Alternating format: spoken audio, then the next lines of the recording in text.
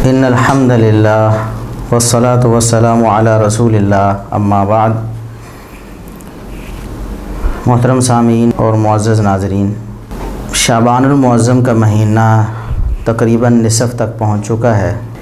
اس مہینے کے حوالے سے بھی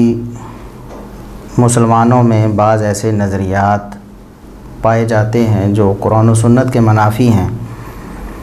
جن کی قرآن و سنت میں کوئی دلیل نہیں ہے۔ انہی میں سے ایک نظریہ 15 شعبان کی رات، یعنی 15ویں رات شعبان کی، اسے شب برات قرار دینا اور اس کے فضائل اور اس کی عظمت، اس کی فضیلت کا اعتقاد رکھنا۔ اس بارے میں کچھ من گھڑت، کچھ جھوٹی، کچھ ضعیف روایات موجود ہیں، جن کی بنا پر بعض لوگ اسے وہ فضیلت دینے کی کوشش کرتے ہیں جو اللہ تبارک و تعالیٰ نے لیلۃ القدر کے بارے میں قرآن کریم میں بیان کی ہے۔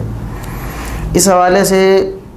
عموماً سب سے پہلے سورۃ الدخان کی آیت نمبر 3 اور 4 پیش کی جاتی ہے کہ شب برات کے بارے میں، 15ویں شعبان کے بارے میں قرآن کریم میں ان کے بقول یہ آیات نازل ہوئی ہیں کہ انا انزلناہ فی لیلۃ مبارکہ انا کنا منذرین فیہا یفرق کل امر حکیم۔ بلا شبہ ہم نے اس قرآن کو برکت والی رات میں نازل کیا ہے۔ وہ کہتے ہیں کہ برکت والی رات سے مراد 15 شعبان جو ان کے بقول شب براءت ہے وہ مراد ہے۔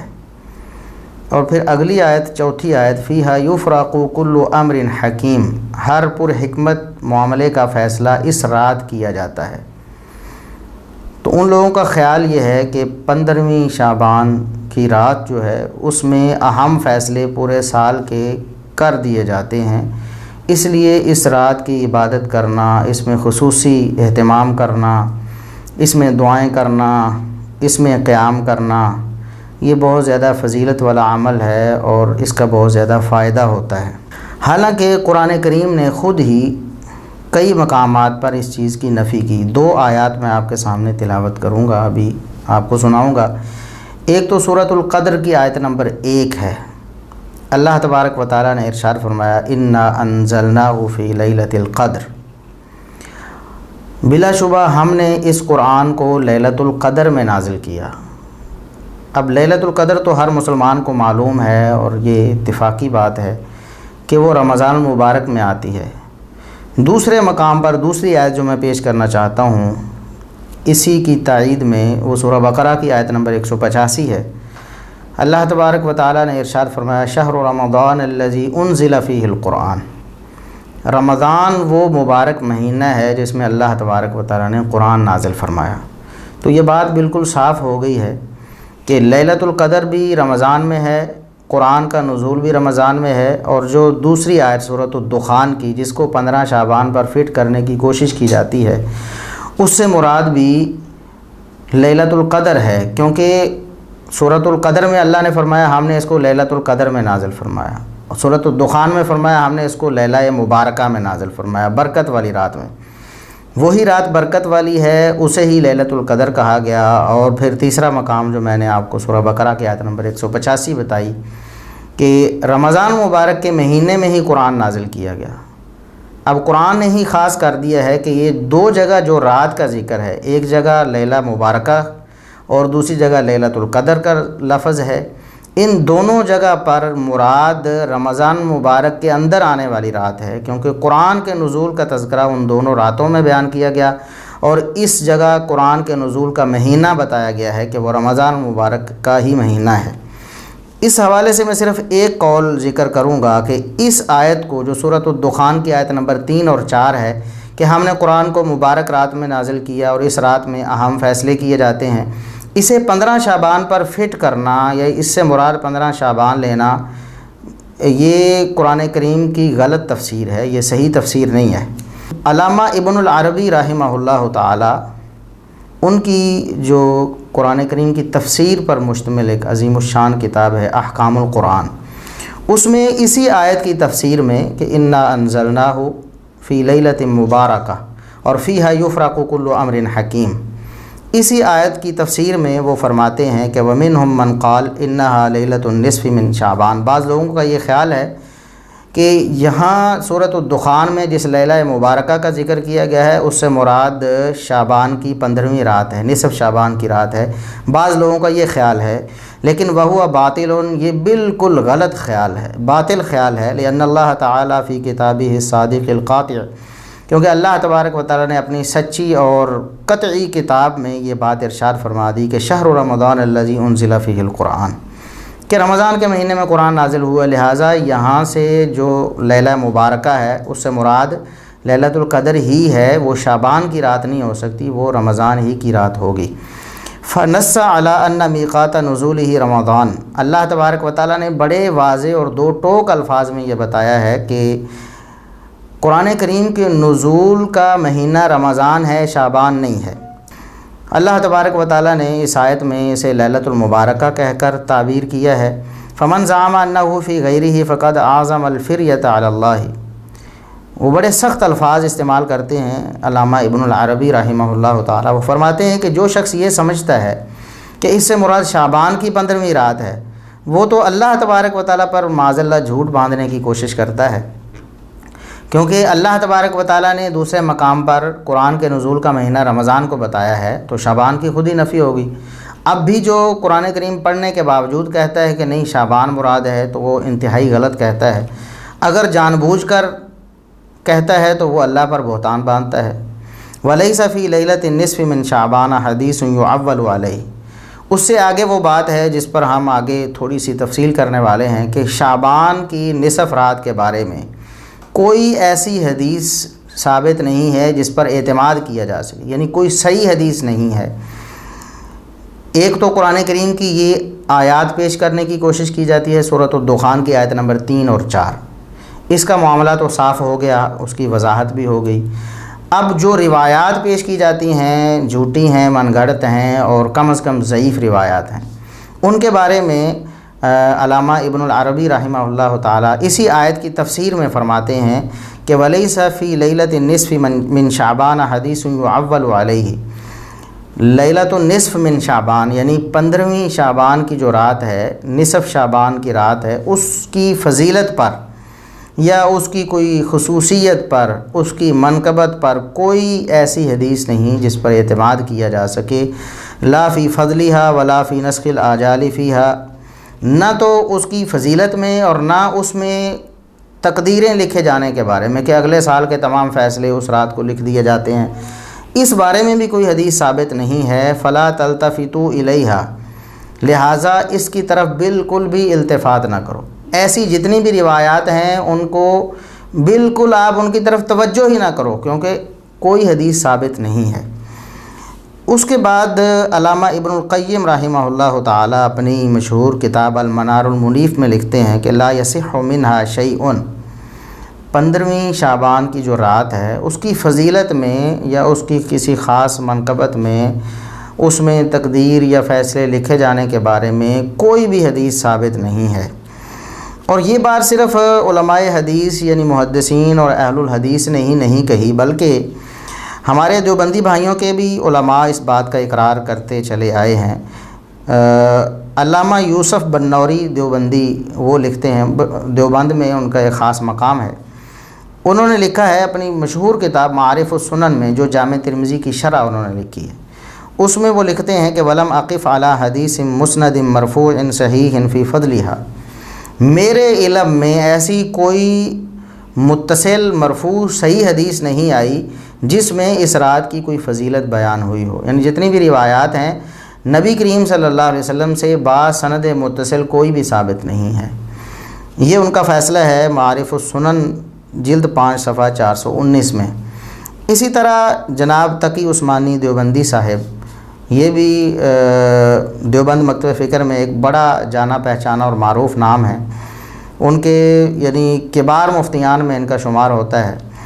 وہ فرماتے ہیں، ان کی کتاب ہے درس ترمذی، یعنی جامع ترمذی کی کچھ شرح کی انہوں نے، جلد 2 ہے صفحہ 579 اور 80 ہے۔ شب براءت کی فضیلت میں بہت سی روایات مروی ہیں، جن میں سے بیشتر علامہ سیوطی نے الدر المنصور میں ذکر کر دی ہیں۔ یہ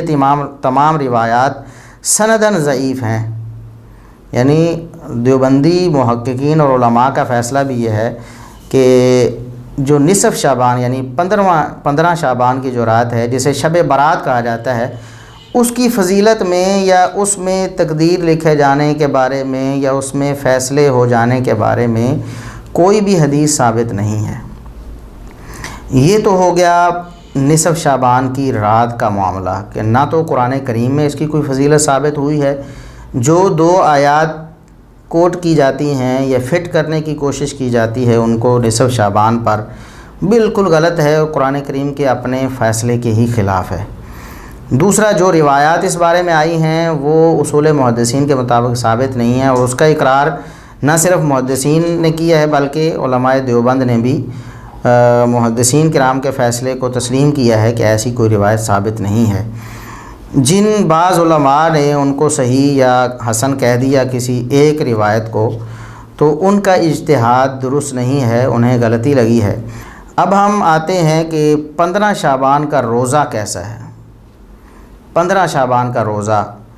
تو اس حوالے سے یہ یاد رکھنا چاہیے کہ جس طرح نصف شعبان کی رات کی فضیلت یا اس کی خصوصیت کے بارے میں کوئی حدیث ثابت نہیں ہے، اسی طرح 15 شعبان کے روزے کی فضیلت یا اس کے سنت ہونے یا اس کے مستحب ہونے کے حوالے سے بھی کوئی روایت نبی کریم صلی اللہ علیہ وسلم سے ثابت نہیں ہے۔ اور اس میں تو اتنا بھی اختلاف نہیں، بعض لوگ نصف شعبان کے حوالے سے کسی روایت کو حسن یا صحیح کہہ دیتے ہوں گے، لیکن 15 شعبان کے روزے کے بارے میں تو کسی روایت کو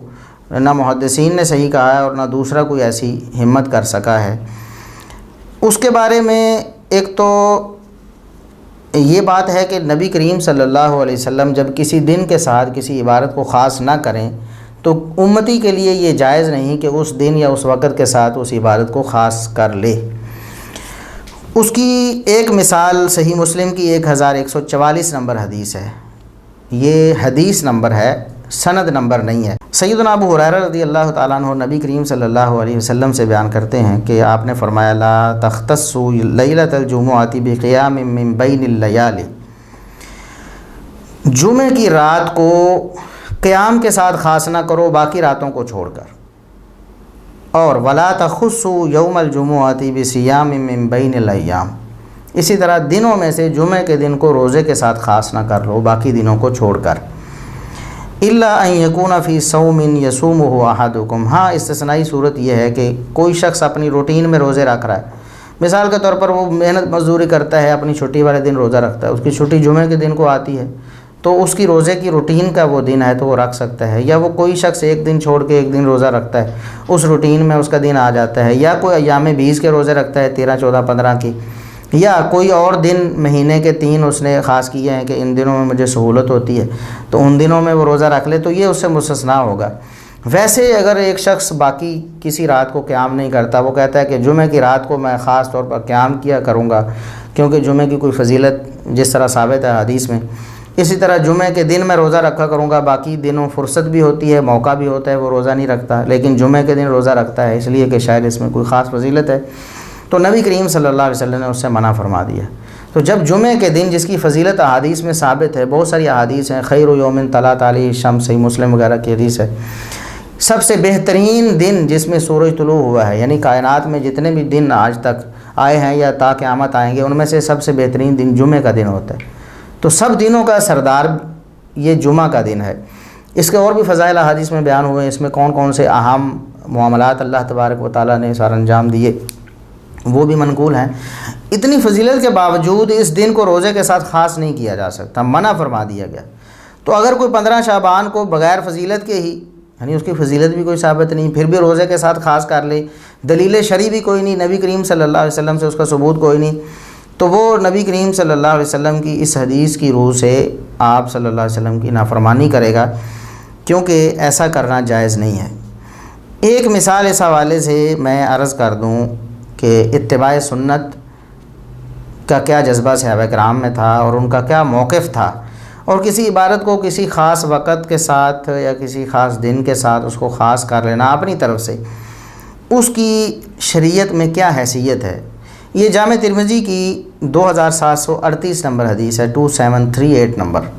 سیدنا عبداللہ بن عمر رضی اللہ تعالیٰ عنہما کے ساتھ ایک شخص موجود تھا، اسے چھینک آئی تو اس نے پڑھا الحمدللہ والسلام علی رسول اللہ،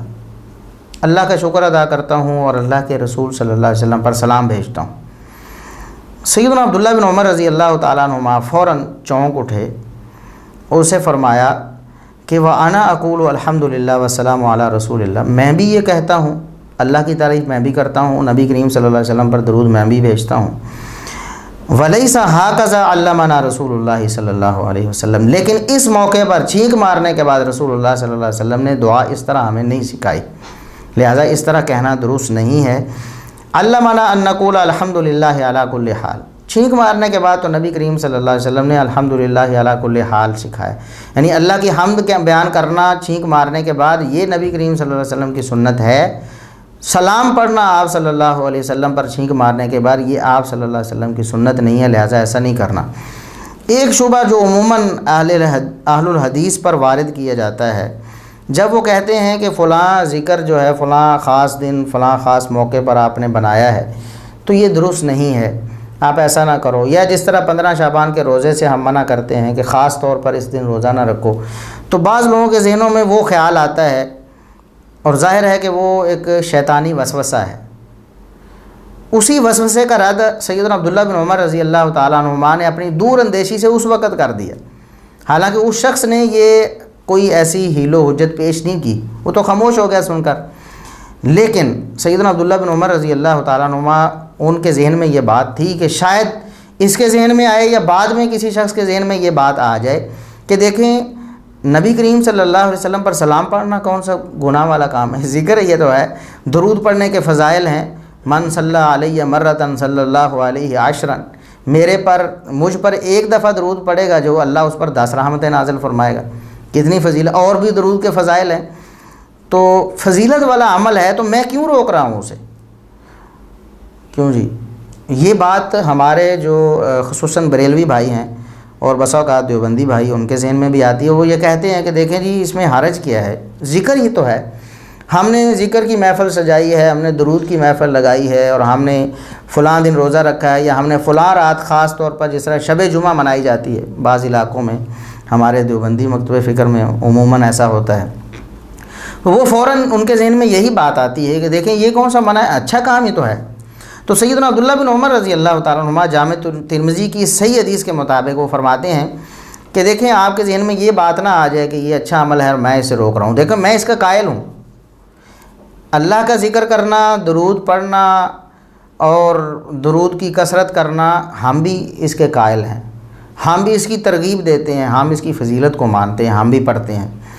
اسی طرح روزہ، نفلی روزہ رکھنا، ہم اس کے فضائل بیان کرتے ہیں، لوگوں کو ترغیب دیتے ہیں، ہم اس پر اللہ تو تبارک و تعالیٰ جتنی توفیق دیتا ہے اس پر عمل بھی کرتے ہیں، ہم اس چیز کے منکر نہیں ہیں، لیکن وَلَيْسَ هَكَذَا عَلَّمَنَا رسول اللہ صلی اللہ علیہ وسلم، عبداللہ بن عمر رضی اللہ تعالیٰ عنہ کے الفاظ میں ہم جواب دیتے ہیں، جس طرح آپ کرتے ہو اور ہم منع کرتے ہیں اس طرح اللہ کے رسول صلی اللہ علیہ وسلم نے سکھایا نہیں۔ بس یہی دعوت صحابہ کرام کی تھی اور یہی اہل الحدیث کی دعوت ہے اللہ کے فضل و کرم سے، کہ اعمال بہت اچھے ہیں جن کو آپ مطلب کرتے، درود ہے، ذکر کی محفل ہے، درود پڑھنا ویسے تو ٹھیک ہے، ذکر کے فضائل بھی ہیں، لیکن خاص طریقے بنا لیے گئے ہیں، جس طرح وہ سنن دارمی کی حدیث ہے، صحیح حدیث ہے، سیدنا عبداللہ بن مسعود رضی اللہ تعالیٰ عنہ نے کچھ لوگوں کو دیکھا مسجد میں، ان کو بتایا گیا پہلے آ کر کے مسجد میں نماز میں ابھی کچھ وقفہ تھا، وقت موجود تھا، تو لوگوں نے حلقے بنا لیے، ایک شخص انہیں کہتا ہے 100 دفعہ یہ پڑھو، 100 دفعہ اللہ اکبر، 100 دفعہ سبحان اللہ، 100 دفعہ الحمدللہ، 100 دفعہ لا الہ الا اللہ، وہ سارے اس کے پیچھے پیچھے پھر پڑھتے ہیں، تو وہ بڑے غصے ہوئے، فرمایا کہ تم سمجھتے ہو کہ ہم یہ نیکیاں شمار کر رہے ہیں، 100 دفعہ سبحان اللہ، 100 دفعہ الحمدللہ، فعدوا من سیئاتکم، اسے اپنی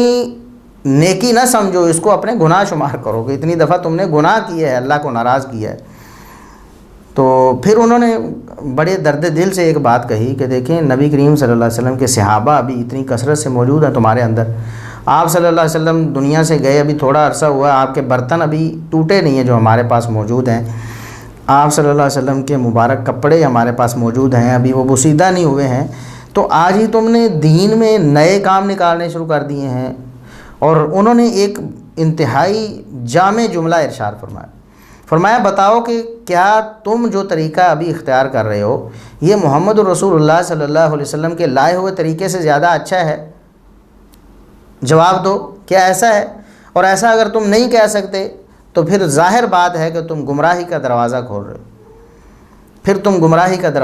رہے ہو، تو اس کو گمراہی سیدنا عبداللہ بن مسعود رضی اللہ تعالیٰ عنہ نے بھی قرار دیا کہ یہ اس طرح کی مجلسیں اور محفلیں خاص کر کے لگانا اور اس میں خاص طریقہ کار اختیار کرنا کسی ذکر کے لیے، تو بالکل اسی طرح روزے کو 15 شعبان کے ساتھ خاص کر لینا جبکہ اس پر کوئی دلیل شرعی نہیں ہے۔ نبی کریم صلی اللہ علیہ وسلم نے اسے خاص نہیں کیا۔ شعبان کا سارا مہینہ آپ صلی اللہ علیہ وسلم تقریباً روزے میں گزارتے، فضیلت ہے، آپ بھی عمل کریں، سارا شعبان ہی روزہ رکھ لیں، لیکن خاص آپ 15 شعبان کو اہتمام کریں اور اس کی فضیلت کا اعتقاد رکھیں، یہ نبی کریم صلی اللہ علیہ وسلم کے تعلیم کے منافی ہے۔ اسی طرح ایک اور حدیث ہے سنن ابی داؤد میں 2337 نمبر، نبی کریم صلی اللہ علیہ وسلم کا ارشاد گرامی ہے اذا انتصف شعبان فلا تصوموا، جب شعبان نصف ہو جائے تو تم روزہ نہ رکھو۔ اب اس حدیث میں تو نصف شعبان ہونے پہ روزہ رکھنے سے منع کیا گیا ہے، اور وہ ہمارے بھائی بھی ہیں جو خاص نصف شعبان کو ہی روزہ رکھتے ہیں، یہ اس حدیث کا بھی منافی ہے۔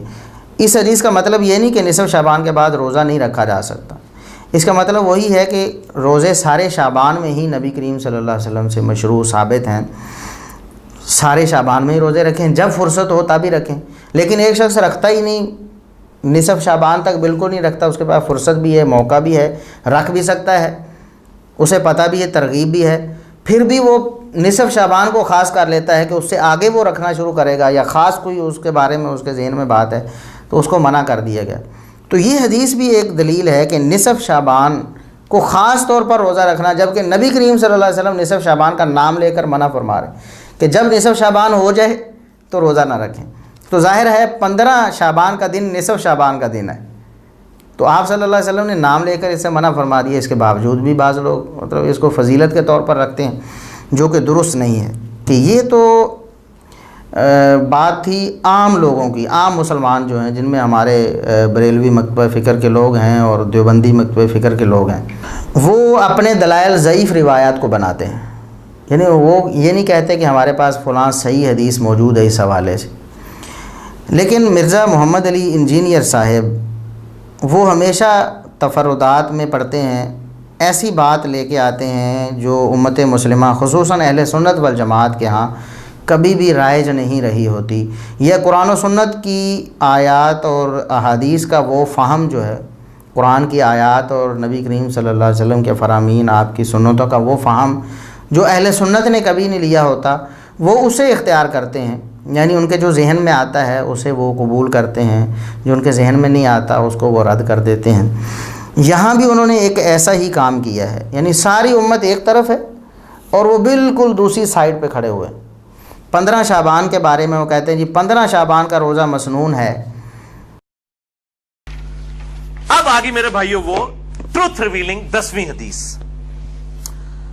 شعبان المعظم کے روزے کے حوالے سے، اور پرٹیکولرلی 15 شعبان المعظم کا جو روزہ ہے اس کے حوالے سے۔ اور دلیل کیا ہے؟ صحیح بخاری اور صحیح مسلم کی ایک حدیث وہ پیش کرتے ہیں۔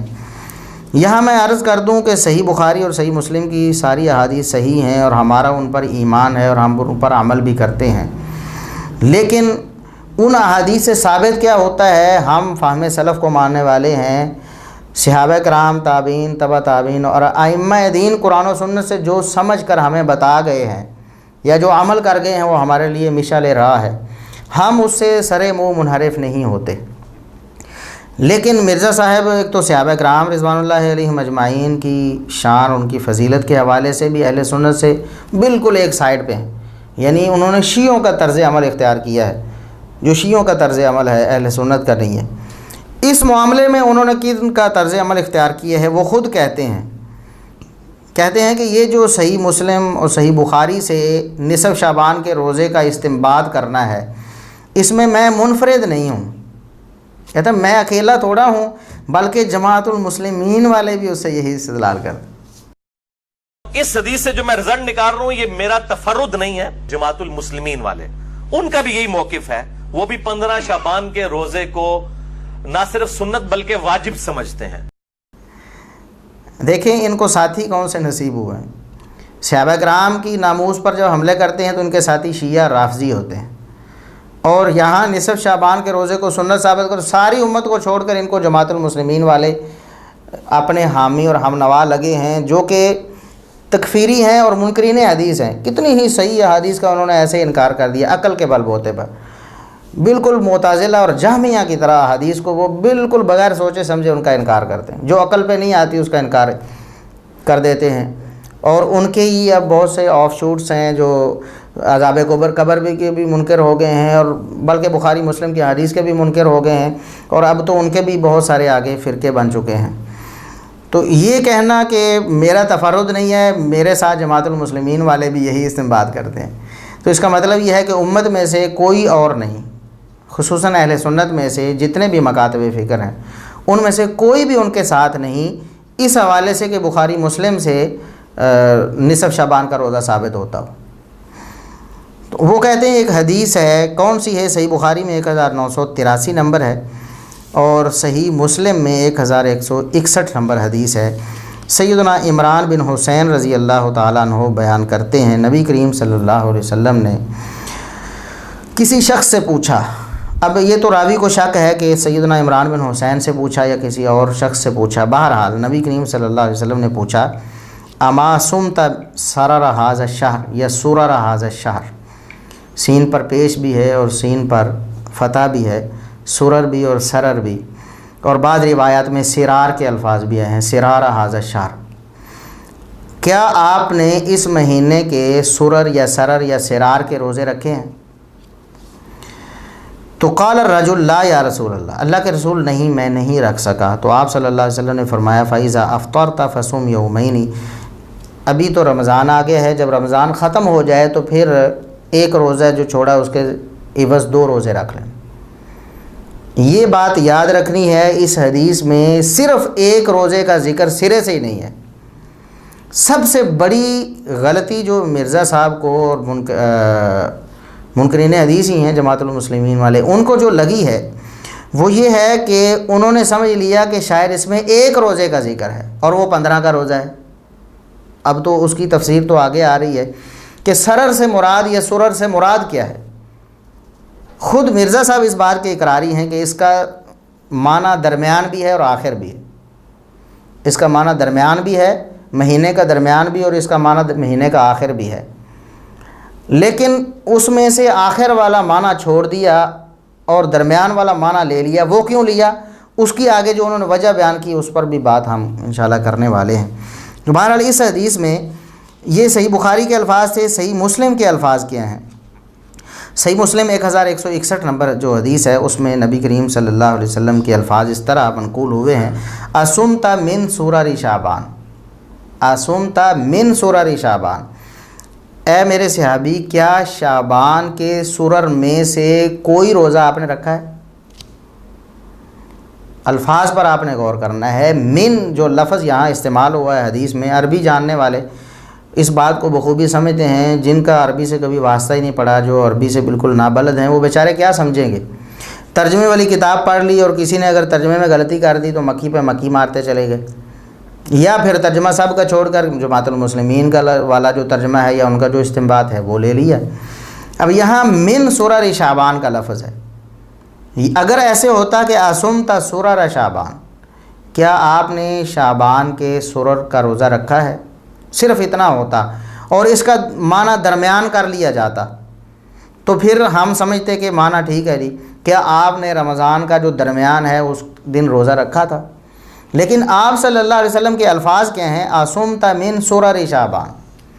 ऐसे अभी क्या आपने रमज़ान के सूरर में से कोई रोज़ा रखा है। मिन तबईज़ के लिए होता है, यानी एक चीज़ के कुछ टुकड़े हैं, उनमें से कोई एक टुकड़ा आपने मुंतखब किया, यानी कुछ दिन हैं सूरर में शामिल, उन दिनों में से कोई दिन आपने मुंतखब किया है, कोई रोज़ा रखा है आपने उन दिनों में से। ये आप सल्लल्लाहु अलैहि वसल्लम ने फरमाया। अब اس پر وہ کہتے ہیں جی جب آپ صلی اللہ علیہ وسلم نے فرمایا جب آپ روزہ چھوڑ دیں تو رمضان کے بعد 2 روزے رکھ لیں. کہتے ہیں 2 روزے تو ایک روزے کا ہی کفارہ ہو سکتے ہیں یا ایک روزے کے ہی بدلے میں کہے جا سکتے ہیں, 3 روزوں کے بدلے میں تو 2 روزے نہیں کہے جا سکتے. بعض لوگ اس طرف گئے کہ یہ جو بیچ والا شعبان ہے اس سے مراد ایام 20 کے 3 روزے ہیں. بھئی اگر 3 چھوڑے ہوتے تو اس کے بدلے 6 رکھوائے جاتے یا کم از کم 3 کو کم کر کے تو آپ نے 2 نہیں کروانے تھے لاجیکلی. ایک تو یہ بات بے دلیل ہے, کیوں نہیں کہے جا سکتے؟ اللہ کی مرضی, اس کے رسول صلی اللہ علیہ وسلم کی مرضی کہ وہ 3 روزوں کے بدلے بھی 2 روزے رکھنے کا حکم دے دیں. اور دوسری بات یہ ہے, یہ عربی زبان میں بالکل یعنی مروج بات ہے, عربی دانوں کو یہ بات بالکل معلوم ہے کہ ایسے جب الفاظ استعمال ہوتے ہیں تو بسا اوقات قرائن و شواہد سے وہاں مراد یہ ہوتا ہے کہ جس طرح آپ نے فرمایا کہ کیا آپ نے کوئی روزے رکھے ہیں, نہیں رکھے تو ان کے بدلے 2 روزے بعد میں رکھ لینا. اس سے مراد یہ بھی ہو سکتا ہے اور بالکل عین ممکن ہے, ہو سکتا ہے کہ ہر روزے کے بدلے آپ 2 روزے رکھ لیں. تو یہاں یہ حذف ہو سکتا ہے کہ فَإِذَا أَفْطَرْتَ فَصُمْ عَنْ كُلِّ يَوْمٍ يَوْمَيْنِ فَصُمْ عَنْ كُلِّ صَوْمٍ يَوْمَيْنِ کہ آپ ہر روزے کے بدلے میں 2 روزے بعد میں رکھ لیں. یہ عین ممکن ہے. تو یہ کہنا کہ نہیں اس سے یہ ثابت ہوتا ہے, حالانکہ پچھلے الفاظ اس کی نفی کر رہے ہیں کہ اصومتا من سرر شعبان, یہ تو عربی زبان سے کوئی نابلد شخص ہوگا وہ یہی کہے گا کہ نہیں اس میں 1 روزے کا ذکر ہے, حالانکہ اس میں تو من سرر شعبان ہے. اس حدیث میں بالکل یہ بات واضح ہے کہ یہ جو سرر کا لفظ ہے یا سرر کا لفظ ہے یا سرار کا لفظ ہے, اسے 1 دن مراد قطعاً نہیں ہے, اسے 1 سے زیادہ دن مراد ہیں. اسی لیے نبی کریم صلی اللہ علیہ وسلم فرما رہے ہیں کہ سرر شعبان میں سے کوئی آپ نے رکھا ہے, کچھ رکھے روزے؟ انہوں نے کہا نہیں. تو آپ نے فرمایا پھر ہر روزے کے بدلے میں 2 روزے رکھ لینا بعد میں, یا سب روزوں کے بدلے میں 2 روزے بعد میں رکھ لینا. پر جو بھی تفسیر ہو, اس میں 1 روزہ تو قطعاً مراد نہیں ہو سکتا. نبی کریم صلی اللہ علیہ وسلم کے الفاظ ہی اس کی نفی کر رہے ہیں. اب اس کے بعد وہ کہتے ہیں جی درمیان اور آخر دونوں معنی ہیں سرر اور سرر کے, لیکن ہم نے جو درمیان والا معنی منتخب کیا ہے وہ کیوں کیا ہے؟ اس کی دلیل کہتے ہیں صحیح مسلم کی ہی ایک حدیث ہے, آسومتا من سرت ھذا الشہر, کہ صحابی آپ نے اس مہینے کے درمیان کا روزہ رکھا. کہتے ہیں سرہ کا معنی ناف ہوتا ہے, ناف کا معنی درمیان ہوتا ہے, اور درمیان 15 شعبان ہے. لہٰذا اس حدیث سے یہ طے ہو گیا کہ جو پہلے حدیث پڑھی گئی ہے اس کا مطلب بھی یہی ہے اور یہ وہی حدیث ہے. حالانکہ خود اقرار کر رہے ہیں کہ وہ حدیث اور ہے, یہ اور ہے. یہ حدیث کہتے ہیں اس کی تائید کرتی. سینٹر کے لیے بھی یہ سرر کا لفظ استعمال ہوتا ہے اور یہ اپروپریٹ ٹرانسلیشن ہے, کیونکہ اس کو سپورٹیو ایک اور حدیث ہے جو میں انشاءاللہ آن کیمرہ بھی دکھا دوں گا. جب یہ حدیثیں 2 الگ الگ ہیں, خود انہوں نے تسلیم کر لی ہیں, تو پھر یہ کہنا کہ یہ سرہ کا معنی سرر لازمی طور پر کرنا ہے کہ سرہ جو ہے وہی سرر ہے, اس پر اصرار کرنا کیسے درست ہو سکتا ہے؟ جبکہ میں اب دلائل سے یہ بات ثابت کرنے لگا ہوں کہ محدثین نے ان دونوں کو 2 الگ الگ حدیثیں سمجھا ہے. کیسے؟ آپ کو پتہ ہے کہ امام بخاری رحمۃ اللہ علیہ نے اس حدیث کو کس باب میں ذکر کیا ہے؟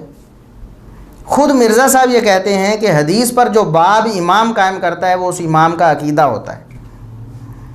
یہ آپ دیکھ سکتے ہیں ابھی آپ کے سامنے. تو اس کا مطلب ہے کہ امام نسائی رحمہ اللہ کا بھی یہی عقیدہ تھا, کیونکہ باب کی ہیڈنگ امام کا عقیدہ ہوتا ہے. مرزا صاحب صاف طور پر کہہ رہے ہیں کہ حدیث پر جو تبویب اور جو چیپٹرائزیشن ہوتی ہے وہ امام کا عقیدہ ہوتی ہے. تو امام بخاری کا عقیدہ کیا ہے بھلا؟ آپ کو پتہ ہے امام بخاری رحمۃ اللہ علیہ نے جو باب قائم کیا ہے وہ یہ ہے کہ شعبان کے آخر میں روزے رکھنے کا بیان. امام بخاری رحمۃ اللہ علیہ یہ فرماتے ہیں کہ اس سے مراد مہینے کا آخر ہے, درمیان نہیں ہے. تو امام بخاری رحمۃ اللہ علیہ کا عقیدہ کیا ہے؟ اس حدیث میں جو پہلے ذکر کی ہے سرر یا سرر یا سرار کے لفظ بعض حدیثوں میں آتے ہیں, اس سے مراد مہینے کا آخر ہے, درمیان بالکل نہیں ہے. اسی طرح امام مسلم رحمۃ اللہ علیہ نے خود اگرچہ چیپٹرائزیشن انہوں نے نہیں کی ہے, بعد میں علامہ نووی رحمۃ اللہ علیہ نے کی ہے, لیکن ترتیب تو امام مسلم رحمۃ اللہ علیہ لگا کے گئے ہیں نا. اس میں تو امام نووی رحمۃ اللہ علیہ نے کوئی فرق نہیں کیا یا کوئی تبدیلی نہیں کی ہے. اس حدیث کو امام صاحب نے الگ ذکر کیا ہے جو سرر یا سرر کے لفظ سے آئی ہے، اور اس حدیث کو الگ باب میں ذکر کیا ہے، اور علامہ نووی رحمۃ اللہ علیہ نے دونوں جگہ پر تبویب کر کے یہ بات بتا دی ہے کہ امام مسلم رحمۃ اللہ علیہ کیا بتانا چاہتے ہیں اور خود ان کا کیا موقف ہے اس حدیث کی تبویب کے بارے میں۔ اس حدیث پر انہوں نے تبویب کی ہے باب و استحباب صیام ثلاثۃ ایام من کل شہر، ہر مہینے 3 روزے رکھنے کا بیان۔ تو کیا معلوم ہوا، وہ جو سرر یا سرر والی حدیث ہے اس کا تعلق اس حدیث سے نہیں ہے،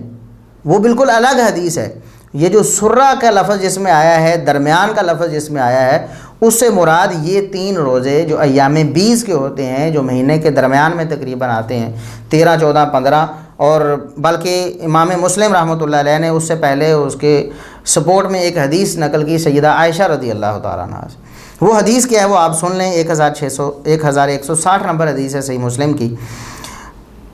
سیدہ عائشہ رضی اللہ تعالیٰ عنہا سے پوچھا گیا کہ نبی کریم صلی اللہ علیہ وسلم ہر مہینے 3 دن روزہ رکھا کرتے تھے؟ انہوں نے کہا جی ہاں رکھا کرتے تھے۔ پوچھا گیا کہ وہ مہینے کے کون سے دن ہوتے تھے؟ 3 دن۔ تو سیدہ عائشہ رضی اللہ تعالیٰ عنہا فرماتی ہیں لم یکن یبالی من ای ایام الشہر یصوم، آپ صلی اللہ علیہ وسلم عموماً ان چیزوں کی پرواہ نہیں کرتے تھے کہ کون سے دن ہیں، یعنی کوئی ضروری خیال نہیں کرتے تھے کہ یہ 3 دن خاص ہیں، بلکہ مہینے کے جو ایام 20 یعنی جن دنوں میں چاند کی روشنائی زیادہ ہوتی ہے وہ 13، 14، 15 بھی ہو سکتے ہیں، اس کے بعد 2-3 دن بھی ہو سکتے ہیں، کیونکہ ان سب دنوں میں چاند کی چمک اور روشنی زیادہ ہوتی ہے اور وہ راتیں سفید ہوتی ہیں چاند کی روشنائی کی وجہ سے۔ تو ایام 20 کے حوالے سے نبی کریم صلی اللہ علیہ وسلم نے یہ پابندی نہیں لگائی کہ 13، 14 اور 15 ہی ہونا چاہیے، اگرچہ مطلب بہتر یہی ہے، لیکن آپ صلی اللہ علیہ وسلم آگے پیچھے بھی کر لیا کرتے تھے۔ یہ سیدہ عائشہ رضی اللہ تعالیٰ عنہا کی حدیث ہے۔ اس کے متصل بعد امام مسلم رحمۃ اللہ علیہ نے سرہ والی حدیث ذکر کی کہ من سرۃ ھذا الشہر سے مراد کیا ہے، ایام 20 کے 3 روزے ہیں، ایک روزہ وہاں بھی مراد نہیں ہے، سرہ سے مراد درمیان ہے۔ اور پھر یہ الفاظ بھی آپ دیکھیں، یہاں بھی بالکل وہی الفاظ آپ صلی اللہ علیہ وسلم نے ارشاد فرمایا اصومت من سرۃ ھذا الشہر۔ دیکھیں ان کا موقف کیسے باطل ثابت ہوتا ہے اسی حدیث کے الفاظ سے۔ نبی کریم صلی اللہ علیہ وسلم نے یہ نہیں فرمایا کہ اصومت سرۃ ھذا الشہر، کیا آپ نے اس مہینے کی ناف کا یا اس مہینے کے درمیان کا روزہ رکھا ہے؟ نہیں، یہ نہیں فرمایا۔ آپ نے فرمایا کہ اس مہینے کے درمیان میں سے، اس مہینے کے درمیان جو ایام آتے ہیں ان میں سے کچھ روزے رکھے ہیں آپ نے۔ یعنی اندازہ کریں کن لوگوں کو آپ دھوکہ دینے کی کوشش کرتے ہیں اور غلط ترجمہ کر کے یا غلط تشریح کر کے آپ ایسا نیا استدلال عوام کے سامنے پیش کرتے ہیں، لوگ آشش کر اٹھیں یہ دیکھو جی امام بخاری، مسلم، ابو داؤد، ترمذی، نسائی، ابن ماجہ، کسی کو یہ بات ان کے حاشیہ خیال میں نہیں آئی تو انہیں یہ سمجھ آ گئی۔ امام ابو داؤد رحمۃ اللہ علیہ نے بھی جو حدیث یہ پیش کر رہے ہیں نا سرر یا سرر والی، اس سے مراد انہوں نے آخر الشہر لیا ہے، یعنی مہینے کے آخر میں۔ امام بخاری بھی یہ کہتے ہیں، امام مسلم بھی کہتے ہیں، اور آگے چل کر ہم انشاءاللہ ایک لسٹ پیش کرتے ہیں، یعنی ہر دور کے جو علماء ہیں متقدمین محدثین سے لے کر آج تک کے جو کبار علماء ہیں، انہوں نے حدیث کی جو کتابیں لکھی ہیں یا حدیث کی جو شروحات لکھی ہیں، ان سب میں اس حدیث سرر یا سرر کا معنی وہ مہینے کا آخر کرتے رہے ہیں، مہینے کا درمیان نہیں۔ اور جو سرہ ھذا الشہر ہے، مہینے کا درمیان جس حدیث میں الفاظ آئے ہیں اس سے مراد ایام 20 کے روزے ہیں، اس سے بھی مراد ایک روزہ تو قطعاً نہیں ہے۔ من سرۃ ھذا الشہر آپ نے فرمایا، کیا مہینے کے درمیان میں سے کچھ رکھے ہیں آپ نے روزے؟ من تبعیض کے لیے ہوتا ہے، اگر ایک خاص دن ہوتا اور وہ 15 کا دن ہوتا تو آپ فرماتے اصومت سرۃ ھذا الشہر، کیا مہینے کا جو درمیان ایک دن ہے اس کا روزہ آپ نے رکھا ہے؟ آپ نے یہ الفاظ ارشاد نہیں فرمائے۔ میں بار بار اس بات کو سمجھانے کی کوشش کر رہا ہوں کہ آپ صلی اللہ علیہ وسلم نے ارشاد فرمایا کہ مہینے کے درمیان میں سے جو دن ہیں ان میں سے کچھ دنوں کے روزے آپ نے رکھے ہیں۔ صحابی نے کہا نہیں، تو آپ صلی اللہ علیہ وسلم نے فرمایا کہ بعد میں 2 روزے رکھنا، یا تو ہر دن کے بدلے میں 2 دن روزے رکھنا، یہ عین ممکن ہے، اور اس میں کوئی ایسی بات نہیں ہے کہ جس کو اگر ایک دن کے بارے میں مرزا صاحب بھی یہ کہتے ہیں کہ ایک کے دن کے بدلے میں 2 روزے رکھنے کا کہا گیا تو 3 دنوں کے بدلے میں ہر دن 2 روزے رکھنے کا حکم دیا گیا، اس میں کون سی چیز مانے ہے؟ جبکہ احادیث میں یہ بات بالکل واضح ہے کہ یہاں ایام بیس کے روزے مراد ہیں جہاں لفظ سرہ آیا ہے۔ جس حدیث میں مہینے کے درمیان کا ذکر آیا ہے اس حدیث میں ایام بیس کے روزوں کا ذکر ہے، اس میں بھی 15 کے روزے کا ذکر نہیں ہے۔ اور یہ بات امام مسلم رحمۃ اللہ علیہ نے بھی سمجھائی ہے، اس کو ترتیب کے مطابق سیدہ عائشہ رضی اللہ تعالیٰ عنہا کی ایام بیس والی حدیث کے ساتھ لے کر آئے ہیں، جبکہ جو سرر یا سرر والی حدیث ہے جس میں مہینے کے آخر کا ذکر ہے، خود امام بخاری رحمۃ اللہ علیہ کے عقیدے کے مطابق امام مسلم رحمۃ اللہ علیہ اور علامہ نووی رحمۃ اللہ علیہ، امام ابو داؤد رحمۃ اللہ علیہ اور دیگر محدثین کی ساری یعنی ایک پوری جماعت جن کے نام ہم ابھی پیش کرنے والے ہیں وہ سارے کے سارے وہ کہتے ہیں کہ اس سے مہینے کا آخر مراد ہے۔ اب اس کے بعد بھی امام مسلم رحمۃ اللہ علیہ نے 2-3 حدیثیں پیش کی ہیں، ان میں بھی ایام بیس کا ذکر ہے، یعنی اس حدیث کو ذکر کرنے کے بعد جو سرہ حاضر شہر ہے جس کا معنی مہینے کا درمیان کر کے ایک 15 کا روزہ ثابت کرنے کی کوشش کی ہے نا مرزا صاحب نے، اس کے بعد امام مسلم رحمۃ اللہ علیہ جو حدیث ذکر کرتے ہیں اس میں پھر وہی ذکر ہے۔ آپ صلی اللہ علیہ وسلم نے فرمایا ثلاث من کل شہر، ہر مہینے 3 روزے رکھیں، ثلاث من کل شہر، یہ تفسیر ہے اس حدیث کی۔ اسی کانٹیکسٹ میں امام مسلم رحمۃ اللہ علیہ نے اسے پیش کیا ہے، اور اسی کانٹیکسٹ میں اگلی حدیث پھر جو امام مسلم رحمۃ اللہ علیہ لے کے آئے ہیں اس میں پھر یہ ذکر ہے صوم ثلاثۃ من کل شہر، ہر مہینے میں 3 دن روزے رکھنے کا بیان اس نبی کریم صلی اللہ علیہ وسلم کی زبانی اس حدیث میں کیا گیا ہے۔ تو یہ بات الحمدللہ میں نے آپ کے سامنے یہ واضح کر دی ہے کہ یہ استدلال انتہا درجے کا باطل استدلال ہے۔ اس پر جامعہ عصریہ جہلم کے ایک شیخ الحدیث ہیں، وہ سوشل میڈیا پہ ہماری نظر سے گزرا تھا، جس میں انہوں نے مرزا محمد علی انجینئر صاحب کی باتوں کا رد کیا تھا، وہ بھی پڑھنے کے لائق ہے۔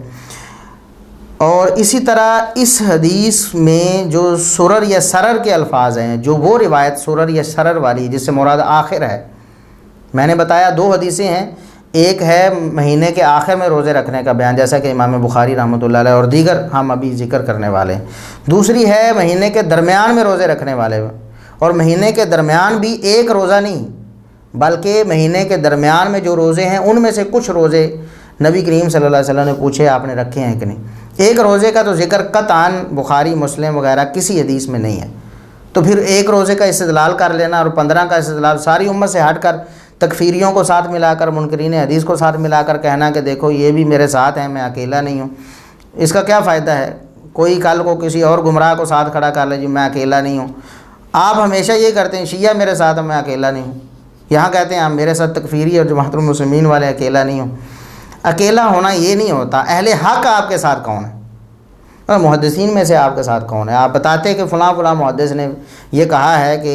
یہ 15 شعبان کا روزہ اس حدیث سے ثابت ہوتا ہے، وہ میرے ساتھ ہیں، پھر تو بات بنتی نا۔ آپ کے پاس تو کچھ بھی نہیں ہے۔ اب میں آپ کو بتاتا ہوں، یہ ہمارے ایک شاگرد ہیں حافظ محمد طاہر سلفی حافظہ اللہ تعالی، جو ہمارے پاس شعبہ تخصص میں پڑھتے رہے ہیں، اب وہ جامعہ قاسمیہ شارجہ میں زیر تعلیم ہیں۔ تو انہوں نے اللہ کے فضل و کرم سے یہ بہت سارے حوالے جمع کر دیے ہیں، جیسا کہ امام بخاری نے کہا، امام مسلم رحمۃ اللہ علیہ کی ترتیب نے بتایا اور دیگر ائمہ نے کہا، اور مرزا صاحب کے بقول جو امام تبویب کرتا ہے نا، چیپٹرائزیشن کرتا ہے، اس کا عقیدہ ہوتا ہے۔ تو ہم ان ائمہ کا عقیدہ یا ان کی وضاحت جو انہوں نے تبویب میں نہیں کی تو بعد میں اس کو راجع قرار دیا، وہ ساری ہم آپ کو سناتے ہیں۔ ایک تو امام بخاری رحمۃ اللہ علیہ نے اپنی صحیح بخاری میں باب الصوم من آخر الشہر، یعنی سرر شعبان کی جو حدیث امام بخاری رحمۃ اللہ علیہ نے پیش کی ہے، دیکھیں اندازہ کریں، وہ کہتے ہیں کہ امام بخاری کو سمجھ نہیں آئی، انہیں سمجھ آئی۔ امام بخاری کا عقیدہ کیا ہے کہ یہ جو سرر شعبان کے بارے میں آپ صلی اللہ علیہ وسلم نے پوچھا، اس سے مراد مہینے کے آخر کے روزے ہیں، نہ کہ مہینے کے درمیان کے۔ تو امام بخاری رحمۃ اللہ علیہ کا باب یہ پڑھ سکتے ہیں، یہ 1983 نمبر حدیث سے پہلے امام صاحب نے قائم کی، اسی حدیث سے پہلے۔ امام دارمی رحمۃ اللہ علیہ جو 255 ہجری میں فوت ہوئے ہیں، 181 ہجری میں پیدا ہوئے تھے، یہ امام مسلم رحمۃ اللہ علیہ کے بھی استاذ ہیں، امام دارمی رحمۃ اللہ علیہ۔ انہوں نے اپنی کتاب میں لکھا کہ سررہ آخرہ، سرر شہر، سرر شعبان سے مراد آخر شعبان، آخر مہینے کے روزے مراد ہیں، نہ کہ درمیان کے۔ یہ حدیث 1783 نمبر حدیث کے تحت امام صاحب نے لکھا ہے۔ امام ابو عبید القاسم بن سلام رحمہ اللہ تعالی بڑے مشہور و معروم یہ خصوصاً لغت اور مشکل الحدیث کے امام ہیں، یعنی حدیث میں جو مشکل الفاظ ہیں ان کے معنی، تو انہوں نے یہ جو معنی ہے سرر شعبان، یہ بھی ایک چونکہ مشکل لفظ تھا، اس کا معنی انہوں نے کیا بیان کیا ہے، وہ کہتے ہیں کہ کسائی وغیرہ ائمہ لغت سے انہوں نے نقل کیا ہے کہ اس سے مراد آخر الشہر ہے، مہینے کا آخر ہے۔ امام ابن حبان رحمہ اللہ تعالی جو 354 ہجری میں فوت ہوئے ہیں، وہ کہتے ہیں اراد بھی انہار السرار وذالک ان الشہر اذا کان 29 یستتر القمر یوما واحدا، وہ بھی کہتے ہیں کہ یہ چاند جب ایک دو راتیں رہ جاتی ہیں اس کا تذکرہ کرتے ہوئے وہ فرماتے ہیں اس سے مراد مہینے کا آخر ہے۔ امام خطابی رحمۃ اللہ علیہ 388 ہجری میں فوت ہوئے ہیں یہ، وہ فرماتے ہیں وصحیح ان سرہ آخرہ، کہ صحیح بات اور راجح بات یہ ہے کہ سر شعبان سے مراد شعبان کا آخر ہے، درمیان نہیں ہے۔ یہ معالم السنن ان کی کتاب ہے، جلد 2 صفحہ 97 ہے۔ اسی طرح ابو نصر الجوہری 393 ہجری میں فوت ہوئے، لغت کے بہت بڑے ائمہ میں ان کا شمار ہوتا ہے، ان کی کتاب الصحاح تاج اللغہ ہے، اس میں انہوں نے اسی بات کو ترجیح دی ہے کہ اس سے مراد مہینے کا آخر ہے، جلد 2 صفحہ 682 ہے، الصحاح ان کی جو کتاب ہے۔ امام بیہقی رحمہ اللہ تعالی جو 458 ہجری میں فوت ہوئے ہیں، وہ فرماتے ہیں کہ وَرَوَاهُ غَيْرُهُ عَنِ الْأَوْزَاعِيِّ أَنَّهُ قَالَ سَرُّهُ آخِرُهُ وَهُوَ الصَّحِيحُ، امام اوزاعی رحمۃ اللہ علیہ وغیرہ سے منقول ہے کہ اس سے مراد آخر مہینے کا، یہ شعبان کا آخر مراد ہے، وہ کہتے ہیں یہی بات درست ہے۔ یہ امام بیہقی رحمۃ اللہ علیہ نے بھی السنن الکبریٰ البیہقی جلد 4 صفحہ 355 میں یہ بات ارشاد فرمائی۔ اسی طرح معرفت السنن والآثار میں بھی انہوں نے یہی بات جلد 6 صفحہ 241 پہ بیان فرمائی کہ نبی کریم صلی اللہ علیہ وسلم کی مراد اس حدیث میں آخر شعبان اور آخر شہر آخر مہینہ ہے، درمیان نہیں ہے۔ اس حدیث سے مراد جو جس کو مرزا صاحب درمیان والا ثابت کرنے کی کوشش کرتے ہیں دوسری حدیث کو ساتھ ملا کر۔ اسی طرح امام ابو نعیم الاصبہانی رحمۃ اللہ علیہ 430 ہجری میں فوت ہوئے ہیں، انہوں نے المسند المستخرج علی صحیح مسلم لکھی ہے، اس میں وہ جلد 3 صفحہ 241 پہ فرماتے ہیں سرر الشہر آخرہ، مہینے کے سرر یا سرر سے مراد آخر مراد ہے، درمیان نہیں ہے۔ اسی طرح بہت سارے ائمہ ہیں، بہت سارے، علامہ قاضی ایاز رحمۃ اللہ علیہ 544 ہجری میں فوت ہوئے ہیں، انہوں نے بھی لکھا والازہر فی تفسیری سرار شہر انہ آخرہ، راجح بات جو اس بارے میں ہے وہ یہ ہے کہ آخر مہینہ مراد ہے، مہینے کا آخر۔ ابن الجوزی رحمۃ اللہ علیہ 597 ہجری میں فوت ہوئے، وہ فرماتے ہیں سرر الشہر و سرارہ و سرارہ آخرہ، سرر سرار اور سرار سے مراد کیا ہے، مہینے کا آخر ہے، درمیان نہیں۔ کشف المشکل من حدیث صحیح ہیں جلد 1 صفحہ 475 میں یہ بات موجود ہے۔ علامہ ابن الاسیر الجزری رحمۃ اللہ علیہ 606 ہجری میں فوت ہوئے ہیں، یہ لغت کے بھی بڑے معروف امام تھے، وہ جامع الاصول جلد 6 صفحہ 356 میں فرماتے ہیں کہ سر و شہر آخرہ، مہینے کے آخر کو سرر، سر یا سرار یا سرار کہتے ہیں۔ اسی طرح قاضی بیضاوی جو 658 ہجری میں فوت ہوئے ہیں، لغت کے حوالے سے جانا مانا نام ہے، لغت تو بڑے امام تھے، انہوں نے بھی لکھا کہ اس سے مراد مہینے کا آخر ہوتا ہے۔ ابن رجب حنبلی رحمۃ اللہ علیہ 795 ہجری میں فوت ہوئے ہیں، وہ بھی بیان کرتے ہیں کہ اس کی تفسیر میں بعض لوگوں نے یہ اختلاف کیا اور کہا کہ درمیان ہے، لیکن راجح بات مہینے کا آخر ہے۔ علامہ طیبی رحمۃ اللہ علیہ انہوں نے بھی مشکات کی شرح میں جلد 5 صفحہ 1604 ہے،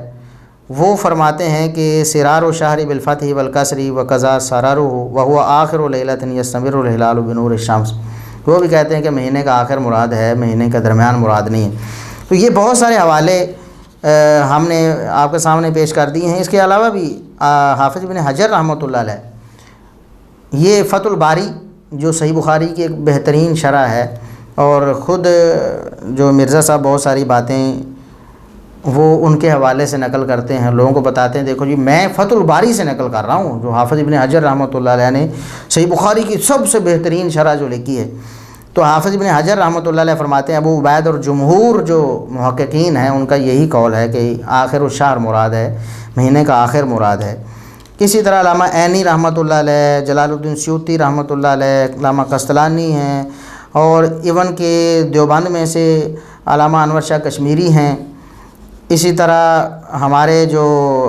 ہندوستان کے مشہور و معروف علماء میں سے علامہ عبید اللہ مبارک پوری رحمۃ اللہ علیہ ہیں، انہوں نے مشکات کی شرح میں یہ بات لکھی اور اسی بات کو راجح قرار دیا۔ اور بھی بہت سارے حوالے ہیں، یہ تقریباً 30 کے قریب حوالے ہمارے قابل اور ہونہار بھائی محمد طاہر السلفی حافظہ اللہ تعالیٰ نے جمع کیے ہیں۔ جو احباب مکمل اس حوالے سے تفصیل چاہتے ہیں وہ ان کی وال پہ موجود ہے، ہم انشاءاللہ اس کا لنک بھی اس ویڈیو کی یوٹیوب ڈسکرپشن میں دے دیں گے تاکہ احباب اس سے مکمل استفادہ کر سکیں۔ تو بہرحال آج کا جو ہمارا لیکچر تھا اس میں ایک تو بات یہ ہم نے بتائی ہے اللہ کے فضل و کرم سے کہ جو 15 شعبان کی رات کے حوالے سے، نصف شعبان کی رات کے حوالے سے فضائل و مناقب یا اس میں کوئی تقدیر لکھے جانے یا اس میں کوئی فیصلے کیے جانے کے بارے میں لوگوں میں معروف باتیں، اس میں ایک تو قرآن کریم کی آیت سے استدلال کیا گیا، سورہ دخان کی آیت نمبر 3 اور 4 سے، وہ قرآن کریم کی روح سے ہی ہم نے باطل قرار دیا الحمدللہ۔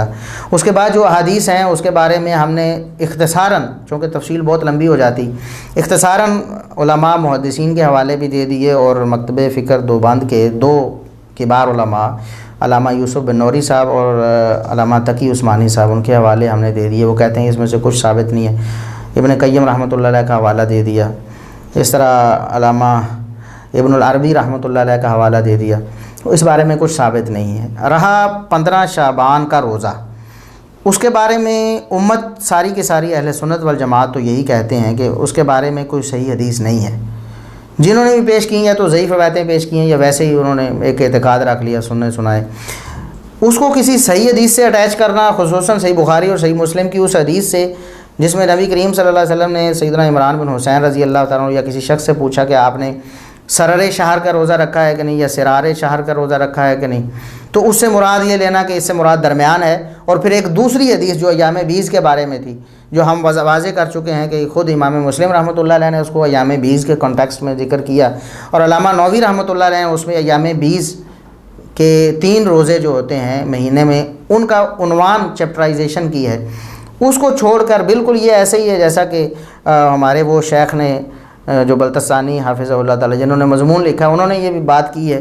کہ دیکھیں یہ تو ایسے ہی ہے جیسا کہ صحیح مسلم کی روایت پیش کر دے، جی دیکھیں مالی اراکم رافی ایدیکم، کہ رفع دین کے بارے میں نبی کریم صلی اللہ علیہ وسلم نے فرمایا میں تمہیں دیکھتا ہوں شریر گھوڑوں کی طرح تم دمیں ہلاتے ہو،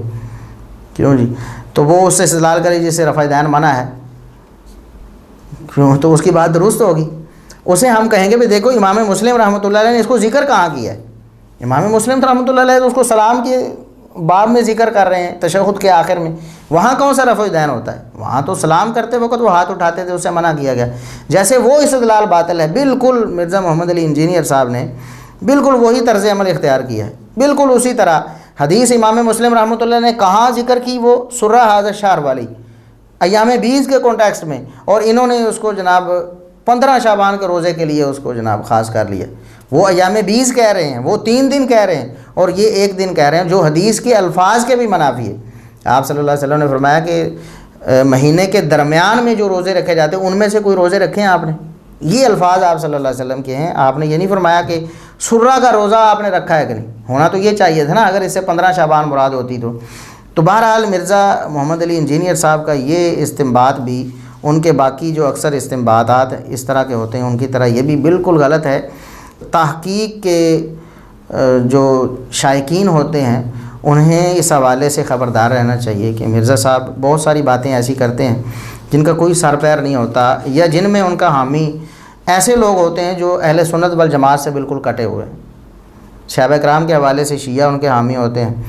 اس حوالے سے اہل سنت میں انہیں کوئی نہیں ملا، وہ کہتے ہیں جماعت المسلمین والے ہمارے حامی ہیں، جو منکرین حدیث بھی ہیں اور تکفیری بھی ہیں، مسلمانوں سے کٹ کے اپنے سوا کسی کو مسلمان نہیں سمجھتے، بہت زیادہ تشدد کرتے ہیں اس حوالے سے۔